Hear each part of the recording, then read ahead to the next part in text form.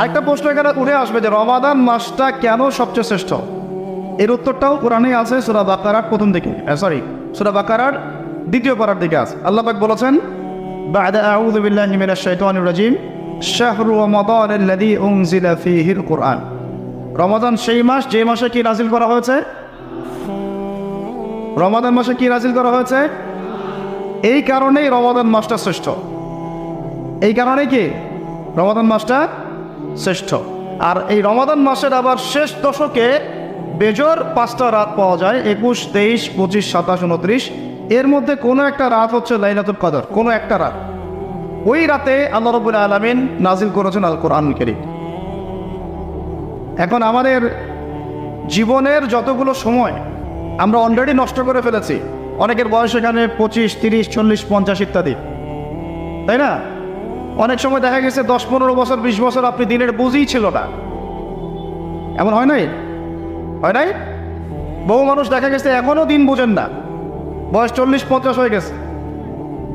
এখন যদি একজন ব্যক্তির হায়াত থাকে 70 বছর, তাহলে তো আমল করার জন্য বাকি আছে 20 বছর, আর শেষের হয়তো 5 বছর সে আমল করতে পারবে না এত অ্যাক্টিভলি।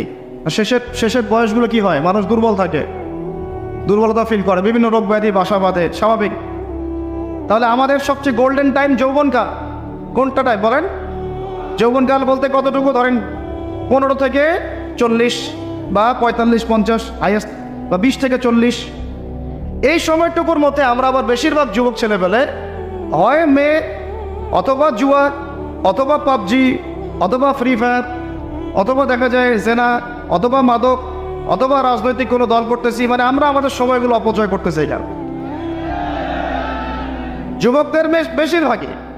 আর যারা এগুলো থেকে বাইরে ভাবছেন না আমি ভালো ছাত্র, পড়াশোনা করি ইত্যাদি ইত্যাদি, মাদ্রাসার কথা বলছি না আমি, আমাদের ভাইদের কথা বলছি, তারা আবার দেখা যায় এমন একটা ট্র্যাকে পড়াশোনা করেন যে বলতেছি যে 15 বছর পড়েন, 15 বছর পরেও 15টা সূরার আপনি তাফসির জানেন না,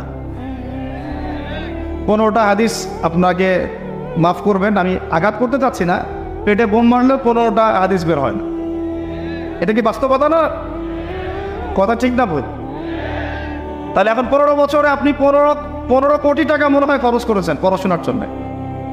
যারা বেসরকারি বিশ্ববিদ্যালয়ে পড়ে তাদের তো কথাই নাই, লক্ষ লক্ষ টাকা ঢালতেছে, থাকা খাওয়া, মানে চলাফেরা, মেসেন লাইফ, ফ্ল্যাট ভাড়া নেওয়া, প্রাইভেট কোচিং, কত কী না করতেছে। কিন্তু আলটিমেটলি ওই যে বললাম সাফল্যের সংজ্ঞা,